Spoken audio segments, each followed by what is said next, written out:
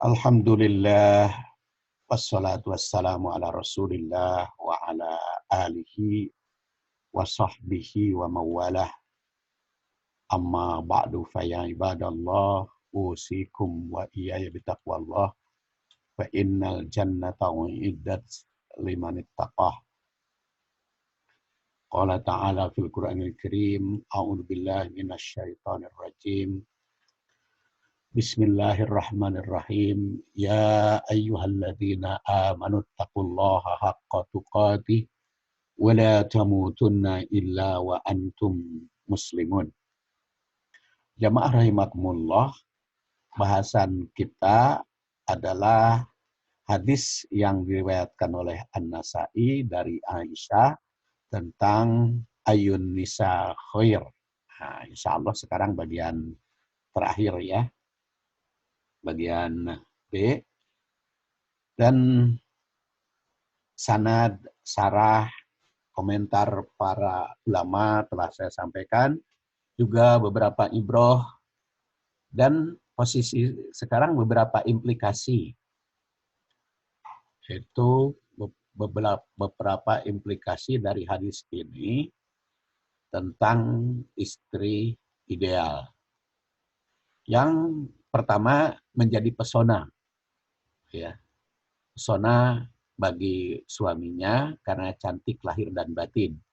Ini sudah kita bahas, baik pentingnya cantik lahir maupun pentingnya cantik batin. Dan nanti kita akan melanjutkan bagaimana kecantikan menurut syariat Islam itu harus seperti apa. Ini kita bahas secara khusus. Kemudian yang kedua, jadi setelah mempesona, cantik lahir batin, yang kedua adalah taat dan setia kepada suaminya, karena di situ watuti'uhu ida amaro. Dan di dalam Al-Quran fasolihat qonitat. Dan bagaimana qonitat itu, bagaimana pula setia kepada suami tersebut sehingga hak suami itu melebihi hak orang tuanya. Itu ketika Aisyah bertanya kepada Rasulullah SAW, apa yang ayunas a'domu haqqan alal mar'ah. Rasul menjawab, zaujuha. Qultu fa ayunas a'domu haqqan alal rajul ummuhu. Jadi ketika manusia mana yang memiliki hak penuh di atas manusia yang lain, maka Rasul menjawab suaminya. Lalu Aisyah bertanya lagi, ayunas a'domu haqqan alal rajul, yang menjadi kewajiban bagi kaum lelaki yang punya haknya.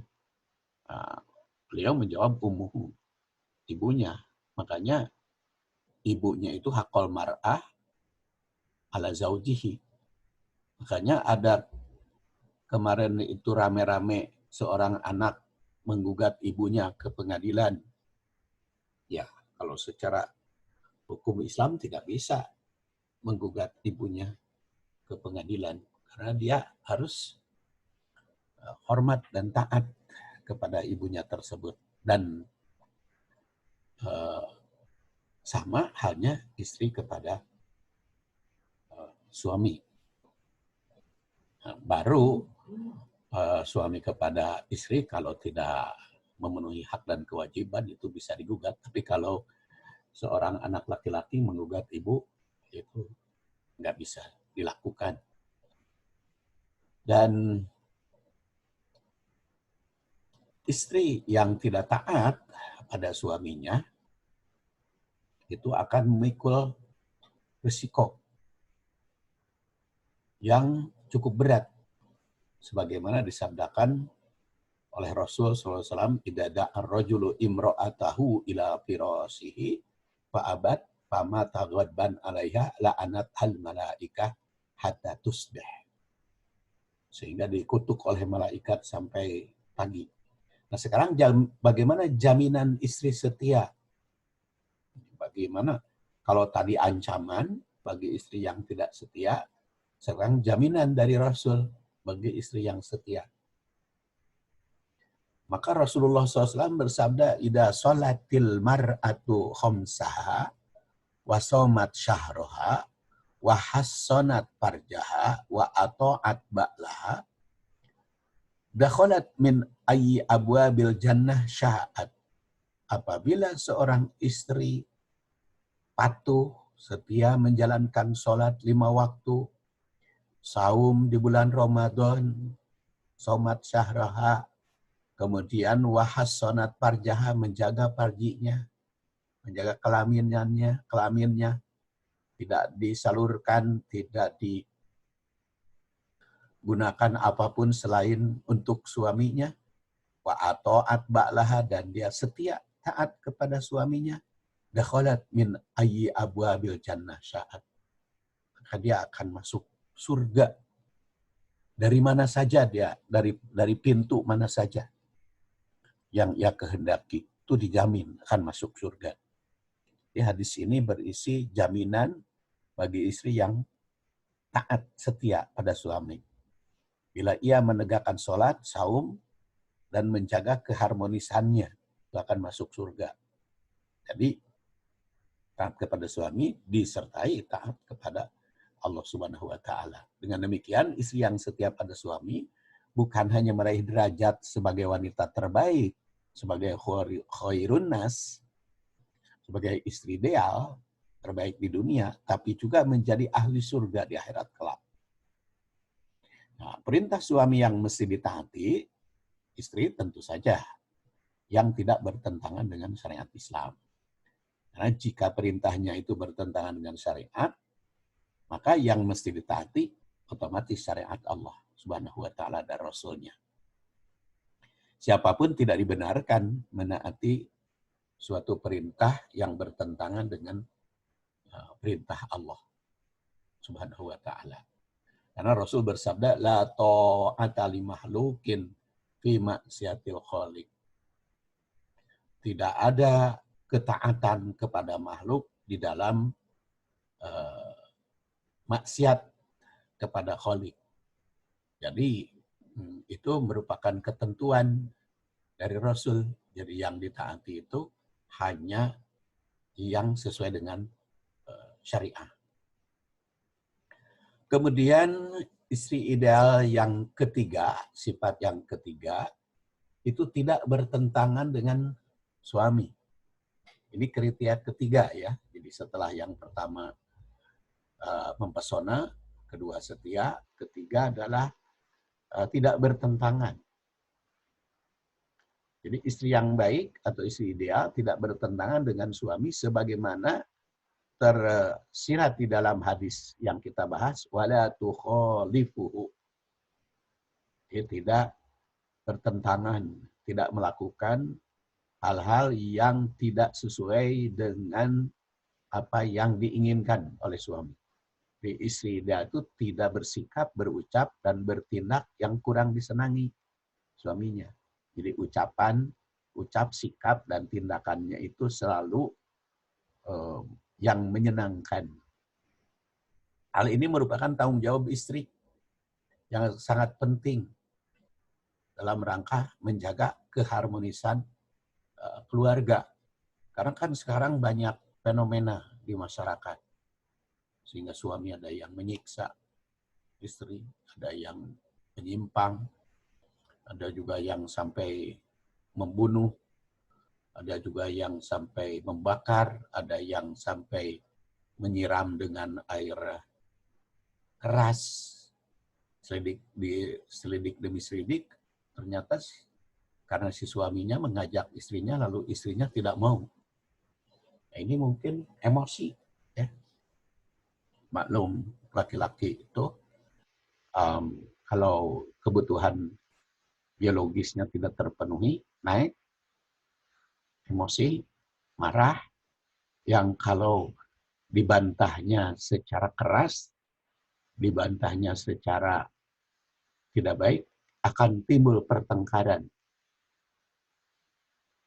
Ya, saya sih tidak bicara mana yang salah, mana yang benar, tetapi banyak fenomena di masyarakat, kejadian, sehingga menimbulkan persoalan di dalam kehidupan berkeluarga gara-gara tidak setia atau gara-gara senang melakukan sesuatu yang tidak disenangi oleh pihak lain.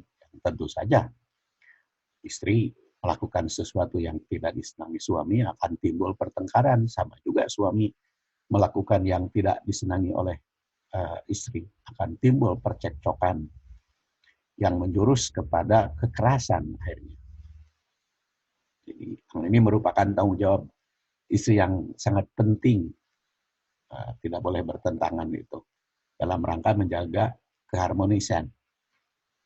Dan Rasulullah SAW bersabda, wa inna lakum alaihinna alla yuwatti'na farsyakum ahadan takrohunahu fa in fa'alna dzalika fadribuhunna dorban ghair mubarrih. Dan wa inna lakum, dan hakmu para suami, alaihinna, yang menjadi kewajiban bagi istri, alla yuwatti'na farsakum, yaitu jangan sampai si istri itu memasukkan ke kamarmu ahadan, seseorang. Di sini disebut ahadan, seseorang, jadi termasuk siapapun ya, keluarga istri, keluarga suami, anak, mertua, orang tua sendiri, dan sebagainya. Karena ini ahadan, siapapun. Takrohunahu, yang tidak kamu senangi, yang tidak disenangi suami. Fa'in fa'alna dzalik, apabila dia melakukan seperti itu, fadribuhunna, suami boleh bertindak. Dorban ghair mubarrih, pukulan yang tidak membekas, yang tidak bisa dipisum. Jadi artinya yang tidak ada bekasnya. Jadi hadis ini menunjukkan perlunya seorang istri itu minta izin. Ada hal-hal yang dia lakukan dalam melakukan sesuatu hal. Jangan sampai seorang istri berbuat sesuatu yang tidak disetujui oleh suaminya. Persetujuan suami itu sangat penting, diperlukan dan sangat diperlukan. Kalau dalam masalah ibadah saum, tentu saja ibadah saum yang sunat ya. Kalau wajib tanpa izin juga boleh. Jadi tidak perlu ada izin kalau yang wajib. Sholat, saum yang wajib, kemudian zakat yang wajib, itu tanpa izin juga boleh. Tapi ini yang sunat. Istri itu harus dapat izin dari suami. Walaupun kalau ternyata kalau Rasulullah SAW itu beliau juga kepada Aisyah ketika mau melaksanakan ibadah secara khusus, ya minta izin kepada istrinya. Nanti akan saya bahas secara khusus hadis tersebut berkaitan dengan ibadah ya. Nanti ayat-ayat dan hadis ibadah juga akan kita bahas secara khusus di dalam file Munkaha ini. Jadi silahkan Anda juga yang senang memberikan tanggapan, ya sebagai pelanggan itu bagus ya. Dan Rasulullah SAW di sini menandaskan seorang istri sampai disebut ya, la yahillu, tidak halal, lil mar'ati, untuk perempuan, antasum, melaksanakan saum, wa zaujuha syahid, dan istrinya menyaksikan, jadi artinya ada di rumah istrinya, fi baitihi di rumahnya, illa la yahilu lil mar'ati antasuma wa zawjuha syahid illa biidnihi, kecuali atas izinnya. Jadi kalau ada di rumah harus ada izin. Wala ta'dzana fi baitihi, dan tidak boleh mengizinkan masuk rumah siapapun illa biidnihi, kecuali dengan izinnya. Jadi kecuali dengan izinnya itu juga harus dilakukan.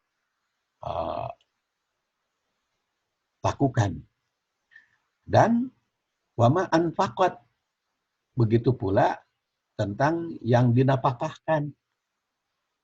Kalau dia menafkahkan, menginfakkan harta, min napakotin, dari suatu napakah, an ghairi amrihi, tanpa perintah, harus ada izin. Ya, seperti tadi saya katakan, kecuali yang wajib. Kalau urusan sholat yang wajib, kalau urusan saum juga yang wajib, urusan zakat juga yang wajib, itu dipersilahkan tanpa minta izin. Tetapi kalau yang hukumnya sunat, maka wajib ada izin. Sama ibadah haji juga. Ibadah haji kan kalau dia sudah pernah melaksanakan ibadah haji satu kali, berikutnya itu kan tidak ada kewajiban, maka itu harus ada izin dari suami. Kalau ibadah haji pertama, karena itu kewajiban, jadi memberitahu. Nah, bagaimana kalau umroh? Umroh itu tidak ada yang wajib kalau sudah ibadah haji. Jadi semuanya itu harus ada izin dari suaminya. Jadi berdasar hadis ini, apa yang dilakukan istri seyogyanya atas persetujuan suami. Walaupun dalam masalah ibadah, seperti saum, infak, dan termasuk juga menerima tamu. Dan menerima tamu itu tidak disebut pengecualiannya. Tamu seperti apa. Kemudian juga di sini dikatakan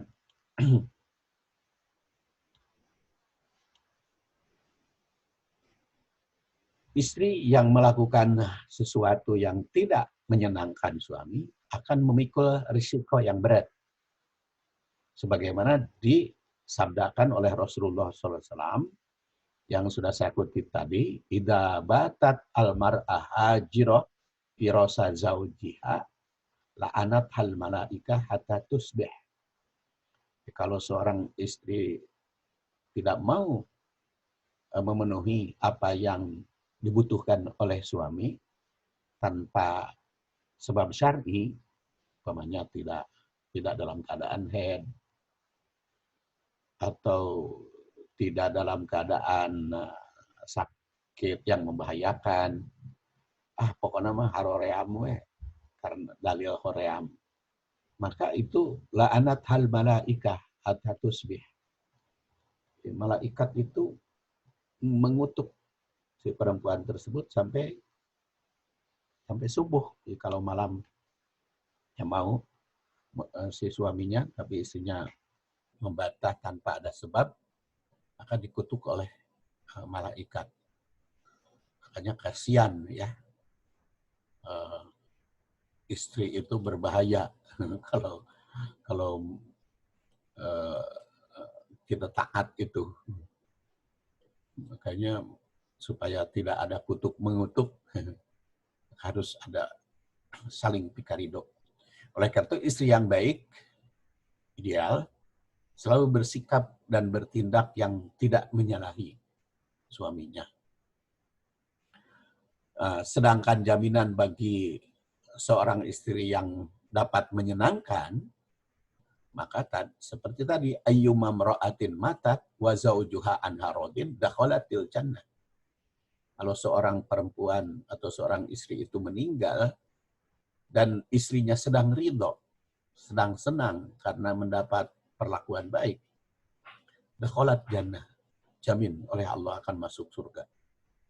Hadis ini memberi jaminan bagi seorang istri yang dapat menyenangkan dan menjadikan suaminya karena sangat cinta, maka bakal meraih surga. Kemudian yang keempat, istri ideal itu pandai menjaga diri. Ini kriteria keempat. Istri yang baik atau istri ideal adalah yang pandai menjaga diri. Seperti tersirat dalam kalimat fi nafsiha, dalam dirinya. Yang dalam matan hadis riwayat atau Yalisi, Abu Daud atau Yalisi, Musnad atau Yalisi, nama kitabnya, beliau wafat tahun 204, terdapat kalimat wa idza jibta anha hafidotka fi nafsiha wa malika. Apabila kamu meninggalkan atau jauh dari istri, maka si istri itu menjagamu. Fi nafsiha, baik di dalam diri, wa malika, maupun harta. Jadi pandai menjaga diri. Di sini disebut oleh hadis ini, fi nafsiha wa malika. Nanti mahnya berikutnya, fi nafsiha, di dalam pandai menjaga diri. Dengan kata lain, istri ideal, istri yang baik itu adalah pandai menjaga diri dan harta suami tatkala suaminya tidak di rumah.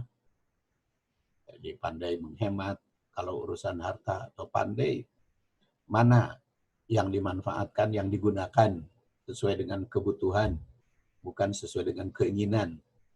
Dengan demikian, sifat keempat yang dimiliki istri ideal ya, itu menggunakan tenaga maupun harta pada hal-hal yang sesuai dengan kesepakatan suami istri.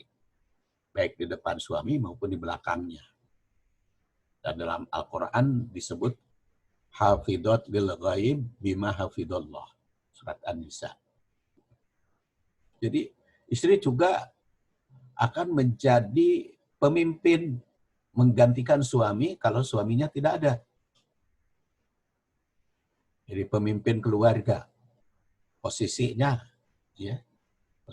akan menjadi pemimpin di rumah tatkala suami tidak ada. Kalau ada suaminya kan pemimpinnya kan suami. Kalau ada suami, kalau tidak ada suami maka si istri itu yang jadi pemimpin. Memegang posisi. Rasul bersabda wal mar'atu ra'iyatun. Perempuan itu, istri itu jadi pemimpin ala baiti ba'liha, atas rumah suaminya. Wa waladihi, dan anaknya. Anak suami itu. Jadi bukan anak diri sendiri saja. Kalau ternyata suaminya punya anak yang lain, maka jadi pemimpin istri itu. Wahya mas'ulatun anhum, dan dia akan dimintai tanggung jawab tentang semuanya itu, tentang anak-anaknya itu. Jadi hadis ini mengisyaratkan bahwa istri adalah yang mampu memikul tanggung jawab kepemimpinan keluarga tatkala suaminya tidak ada di rumah. Yang kelima adalah pandai menjaga harta. Seperti tadi saya katakan kan, ada fi nafsiha wa malika, ada fi nafsiha wa maliha. Jadi kalimatnya ada beda ya. Jadi tapi itu mencakup dua-duanya, baik harta diri maupun harta suami. Kriteria kelima ini, istri ideal adalah yang pandai menjaga harta, seperti tersirat pada kalimat wa maliha. Kalau pada matan hadis An-Nasa'i, atau malihi pada matan riwayat Ahmad, atau kalau menurut matan Sunan Abu Dawud bukan Sunan Musnad Abu Dawud atau Yalisi, malika. Menurut Al-Hifni yang wafat 1081 Hijriah, istri yang baik selalu menjaga hartanya dan harta suami. Oleh karena itu, baik harta dia maupun harta suaminya selalu dijaga. Jangan menginfakkan, menggunakan pada hal-hal yang tidak disenangi. Oleh karena itu, Mereka tidak menggunakan harta pada hal-hal yang kurang manfaat, pada hal-hal yang menimbulkan madorot. Dan Wahbah Zuhaili itu menandaskan menjaga harta suami merupakan tanggung jawab istri. Nah, itu adalah sifat istri ideal atau sifat istri yang baik yang tadi 5, yang nanti kalau diuraikan bisa sampai 7. Ya. Nah, kemudian hadis ini juga mengandung makna tanggung jawab istri terhadap suami. Dengan diketahuinya kriteria istri yang baik berdasar Ayun Nisa Khair, maka yang seperti tadi saya kemukakan, maka tanggung jawab istri terhadap suami ada 5 minimal. Pertama, mempercantik diri. Itu adalah tugas dan tanggung jawab seorang istri. Baik lahir maupun batin. Baik cantik khalqiyah maupun khuluqiyah. Dan bagaimana cara mempercantik khalqiyah, mempercantik khuluqiyah, akan saya bahas pada kajian berikutnya. Ya. Sehingga suaminya itu senantiasa terpesona dan tertarik. Itu tanggung jawab istri terhadap suami. Kedua, memenuhi apa yang dibutuhkan suami dan melaksanakan segala perintahnya sepanjang tidak bertentangan dengan syariat Islam. Sepanjang tidak bertentangan dengan syariat Islam, selama tidak dilarang harus ditaati. 3, menjaga keharmonisan keluarga sehingga tidak melakukan sesuatu yang bertentangan. 4, menjaga diri dan memimpin keluarga tatkala suaminya tidak di rumah. Jadi posisi menggantikan posisi suami ketika suami tidak ada. 5, menjaga harta suaminya sehingga tidak menggunakan secara boros atau secara tidak bermanfaat. Nah, maka dipahamilah makna kebalikannya, mafhum mukhalafahnya.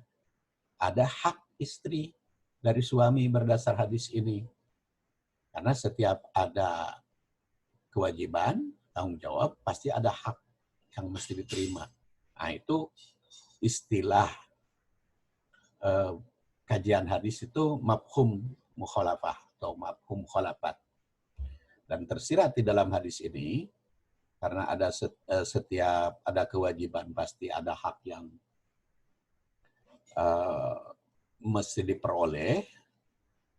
Sehingga ada, pertama adalah mendapat fasilitas yang baik untuk berpenampilan cantik, baik pakaian, kosmetik, maupun badan. Karena nggak mungkin dia bisa berpenampilan menarik, nggak mungkin dia bisa berpenampilan cantik kalau tidak ada fasilitas untuk itu. Jadi suami jangan nuntut agar istrinya cantik, tetapi kosmetik, alat-alat kecantikannya tidak disediakan, ya repot. Kedua, diperlakukan secara baik oleh suami supaya tetap setia. Oleh karena itu perintahnya jangan terlalu berat, nanti bisa dibantah, bisa dilaksanakan, kasihan. Oleh karena itu kalau ingin segala perintah kita ditaati, ya cari perintahnya yang bisa dilakukan. Kemudian yang ketiga, memperoleh ketentraman dalam keluarga. Kalau tidak tentram, tidak akan tenang bekerjanya pun. Jadi tidak akan memperoleh ketenangan dalam berbuat. Keempat, mendapat kepercayaan dari suami untuk memimpin keluarga. Karena dia sebagai pemimpin keluarga, ketika suami tidak ada, maka harus diberi kepercayaan kepemimpinan. Jangan terus-menerus kita lagi pergi keluar, mantau, repot, berikan kepercayaan. Dan kelima, diberi wewenang untuk mengelola harta suami dan memanfaatkannya milik sendiri. Jadi harus diberikan hak. Nah, maka istri ideal bisa kita rumuskan dengan demikian. Pertama, cantik lahir batin. Kedua, setia patuh pada suami. Ketiga, pandai menjaga diri. Keempat, pandai menjaga harta. Kelima, menjaga urusan rumah tangga. Keenam, proteksi diri dari gangguan. Jadi jangan sampai terlalu terbuka. Harus pandai memproteksi, melindungi. Kemudian memimpin keluarga tatkala suami tidak di rumah. Jadi menggantikan posisi